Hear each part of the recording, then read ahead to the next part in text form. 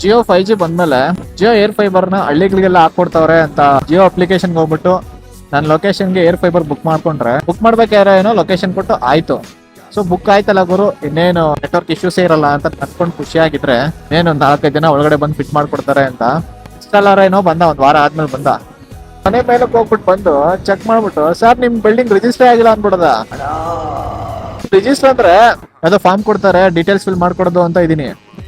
ಸರಿ ಸರ್ ಕೊಡಿ ಫಿಲ್ ಮಾಡ್ಕೊಡ್ತೀನಿ ಅಂತ ನಾನಂತ ಇದೀನಿ. ಅವನ ಅದಕ್ಕೆ ನಕ್ಕೊಂಡು ಅದಲ್ಲ ಸರ್ ನಿಮ್ ನಿಯರೆಸ್ಟ್ ಜಿಯೋ ಟವರ್ 5Gಗೆ ಅಪ್ಗ್ರೇಡ್ ಆಗಿಲ್ಲ ಅನ್ಬಿಡದ. ನಿಮ್ಮ ಜನ್ಮಸ್ಥಳಕ್ಕೂ ನಮಸ್ಕಾರ. ಅಲ್ಲ ಗುರು, ನಮ್ಮನೆಯಿಂದ 1.5 ಕಿಲೋಮೀಟರ್ ದೂರದಲ್ಲಿರೋ ಊರಿಗೆಲ್ಲ ಕನೆಕ್ಷನ್ಸ್ ಕೊಟ್ಟವ್ರೆ.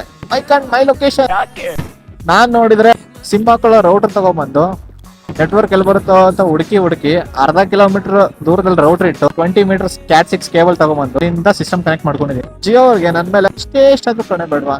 ನೀನ್ ನೋಡ್ರಯ್ಯೋ